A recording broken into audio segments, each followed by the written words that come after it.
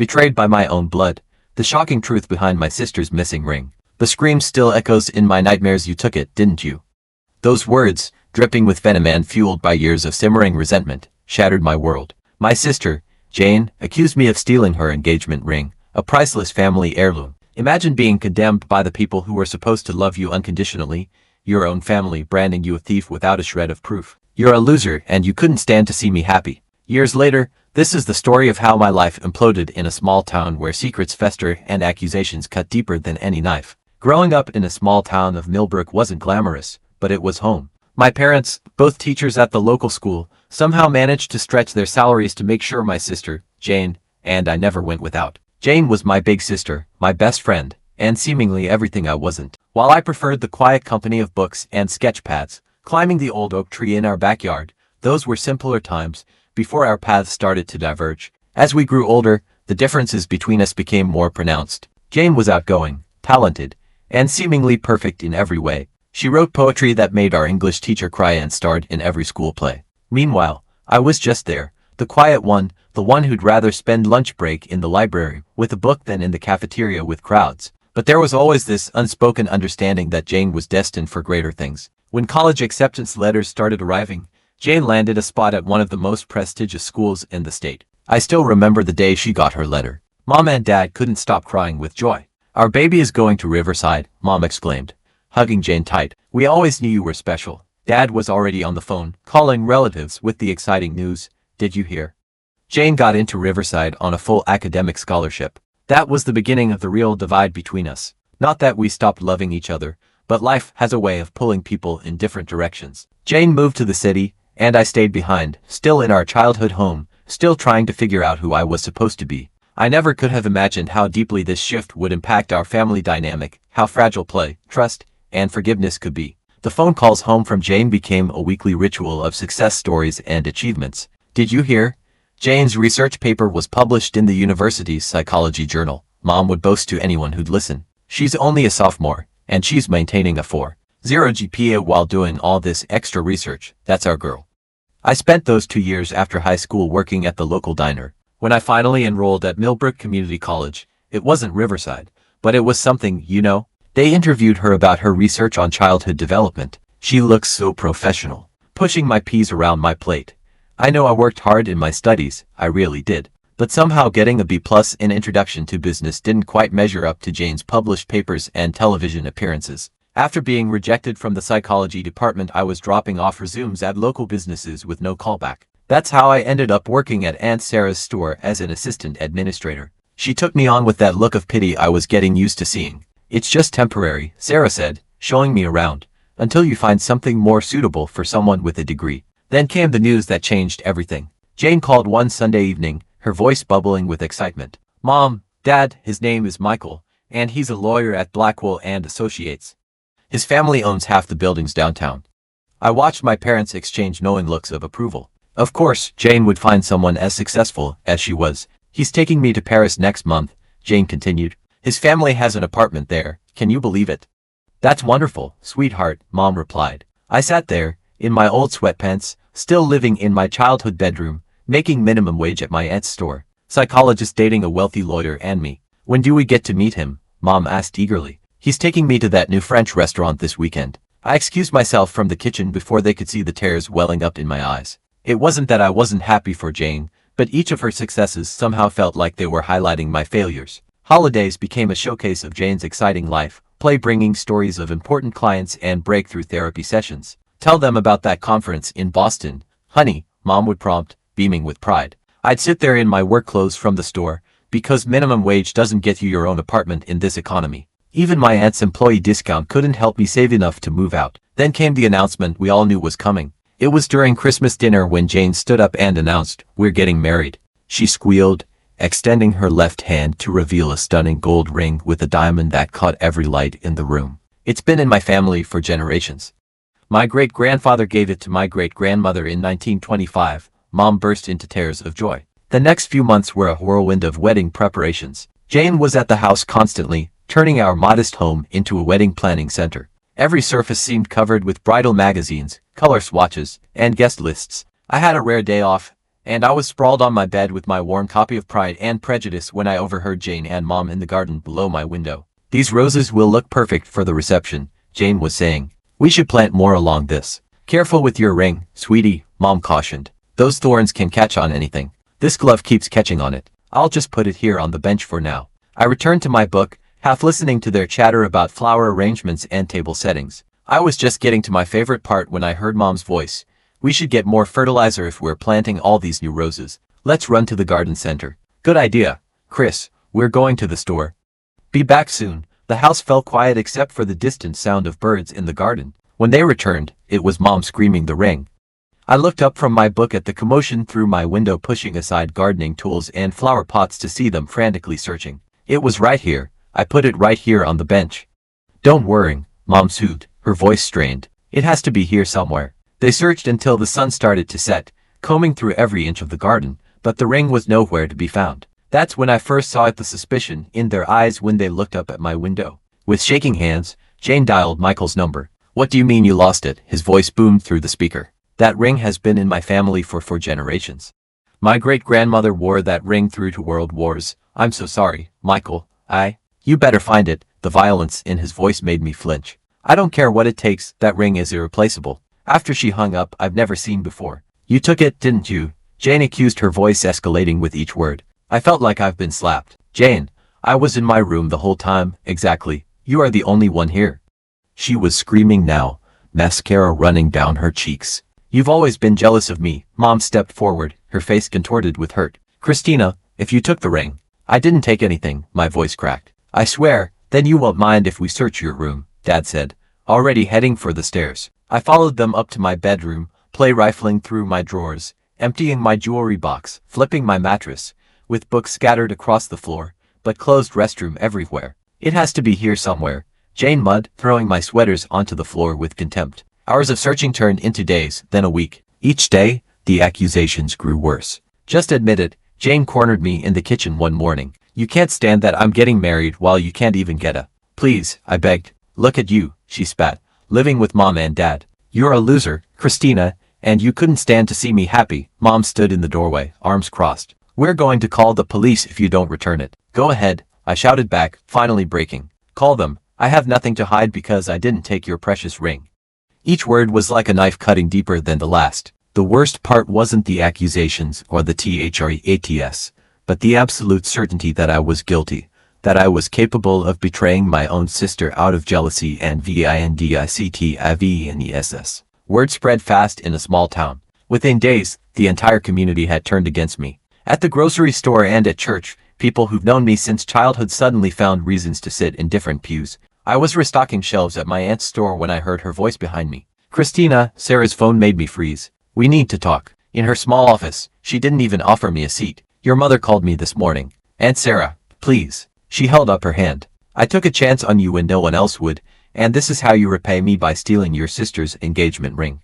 "I didn't." "Clean out your locker and turn in your keys. I won't have a thief working in my store." The walk home felt like a death march. Maybe Mom and Dad would finally see how this was destroying my life. I found them in the kitchen and asked them, "Mom, Dad." I didn't. Mom didn't even look up from her coffee. "Pack your things, you heard your mother," Dad said. "We want you out by tomorrow morning." The room started spinning. "You're kicking me out. Where am I supposed to go?"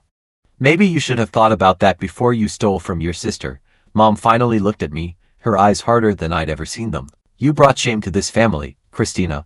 I can't even look my friends in the face anymore. I'm your daughter, please." That morning, I stumbled upstairs in a daze, pulling my old gym bag from the closet. How do you pack up a life in one bag? Which pieces of yourself do you choose to take?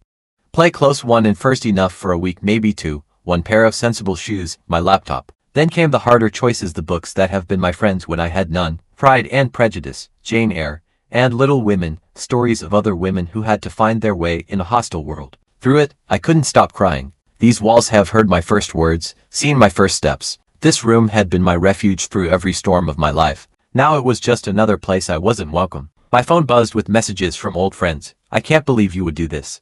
How could you? Don't contact me again." Sitting on my stripped bed, surrounded by the remnants of my life, I realized there was nothing left for me in Millbrook. Every bridge was burned, every door closed. Whatever I was going to become, it wouldn't be here. I had to leave, not just this house, but this town. Somewhere out there was a place where I could start over, where no one knew me as the sister who stole the ring, the daughter who betrayed her family, the girl who wasn't good enough. At 3 o'clock, I remembered Rachel, who was close to in college. My fingers shook as I dialed her number, praying she still used it. Hello, Rachel, it's Chris. What's wrong? The whole story poured out of me between sobs. When I finished, there was silence on the other end. I have a spare room, she said finally. I'm in Portland now.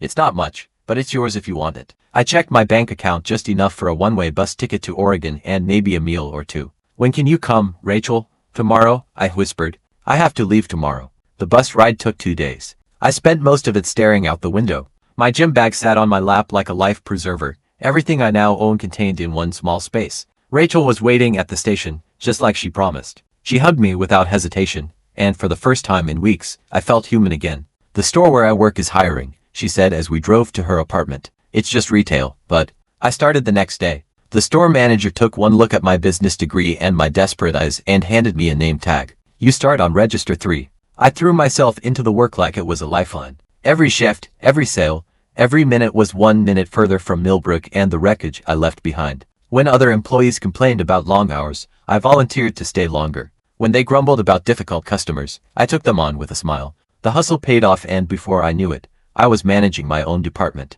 You have drive, my district manager said during my review. He was right. I was hungry, not just for success, but for vindication, for proof that I could be more than what my family thought I was. The day I signed the lease on my own apartment was the day I finally felt free. It was small, just a studio with a kitchenette, but it was mine. To celebrate, I changed my phone number that same day and deleted every social media account. Erased every digital footprint that could lead back to Millbrook. Rachel thought I was being extreme, but she didn't argue. They're still your family, she said once carefully. No, I replied, unpacking boxes in my new place. Family believes in you. Family stands by you. They stopped being my family the day they chose not to believe me. At night, in my new bed, in my new life, I sometimes wondered about them. Was Jane married now? Did Mom still garden? Did Dad still read the paper every morning at the kitchen table? But wondering was dangerous, so I focused on work, on building something new, on becoming someone who couldn't be dismissed or discarded, someone who didn't need anyone else's approval or belief, someone who could survive being erased from her own family story. Despite my best efforts to move forward, there were nights when curiosity got the better of me. She got married, Rachel told me one evening, scrolling through photos. Big white dress, church wedding. A year later, show me a photo of Jane cradling her belly, Michael's hand protectively placed over hers. She looked radiant. Those were occasional glimpses of my old life through Rachel's phone screen. For years I was watching my family's life continue without me through carefully curated photos and posts that never mentioned the missing daughter, the lost sister. Then came the call that changed everything. Chris, you need to see this. Rachel's voice was breaking. She sent me a screenshot of Jane's latest post. To my sister Christina, I'm so sorry. I was wrong. If anyone knows where she is, please help me find her. I need to make this right. Please share this post. Help me find my sister. It's probably some kind of trick, I said finally. I don't think so, Rachel replied softly. Look at the comments. Your parents are there too. My hand shook as I read their comments. Mom, please come home, sweetheart. We need to talk to you. Dad, we made a terrible mistake. Please give us a chance. After 4 years of silence, something in their desperation felt genuine. I called the old house number, half expecting it to be disconnected. Mom answered on the first ring. Hello, her voice hasn't changed. It's me, I said quietly. The sharp intake of breath. Christina. Oh God, Christina. I could hear her crying, calling for Dad. Their voices tumbled over each other. Please come home. We need to see you. There's something you need to know. I can come next weekend, I heard myself say. The drive back to Millbrook was the longest of my life. Each mile marker brought back memories I tried so hard to bury. The town looked exactly the same, as if it had been frozen in time while I've been away. Jane's car was in the driveway when I arrived. My heart hammered against my ribs as I walked up the familiar path to the front door. They were all waiting in the living room. Mom, Dad, and Jane. And Jane was holding a sleeping baby about 4 years old on her lap. We found it. Dad stepped forward. We were replanting the roses last week, and there it was, tangled in the roots right where. Jane finished, tears streaming down her face. The ring fell and then we covered it with soil while planting. It's been there all this time, growing deeper with the roses. The revelation broke something in all of us. Suddenly, the living room was filled with raw, uncontrolled sobs. Mom collapsed into Dad's arms, her whole body shaking. I watched a sleeping son. After 4 years of holding everything inside, I finally let go. The tears came in waves, years of pain and loneliness pouring out in gut-wrenching sobs. "I'm so sorry," Jane cried. "I was horrible to you, cruel, unforgivable. I let my fear and Michael's anger cloud my judgment. I chose to believe the worst about my own sister." Mom reached for my hand but stopped short, uncertain. "We failed you as parents," she whispered through her tears. "We should have believed in you." She couldn't finish. "Please," Jane pleaded, "tell us how to make this right. I'll do anything, we all will." I looked at them, these people who had once been my whole world. "I can't just pretend the last 4 years didn't happen," I said finally, wiping my eyes. "You didn't just accuse me, you condemned me, turned the whole town against me, threw me out with nothing but a gym bag and no place to go. What if?" Mom hesitated. "A family therapist, someone who can help us rebuild what we broke, as long as it takes."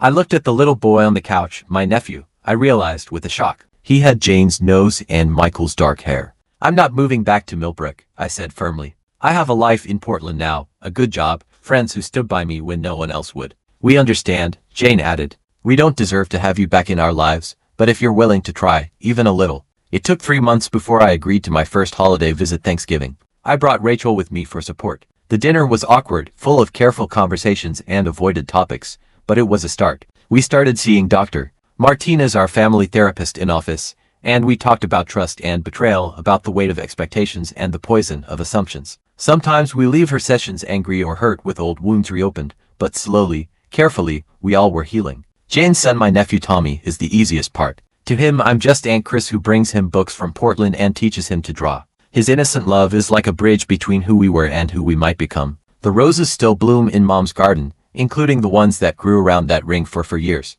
Sometimes I look at them and think about how truth, like a ring in the earth, can get buried under layers of assumptions and accusations. The truth, like those roses, finds its way to the surface eventually. I'm not the same person who left Millbrook with a gym bag and a broken heart. They're not the same people who cast me out. We're all learning that healing, like gardening, takes time, patience, and constant care. Some days are harder than others, but we keep trying. So, Reddit, after everything you've heard, tell me honestly, did I handle this situation the best I could?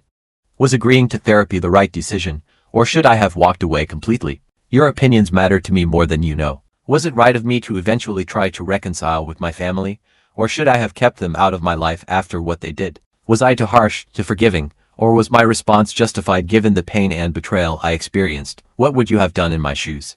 I'm genuinely seeking your honest feedback and perspective on whether I made the right choices.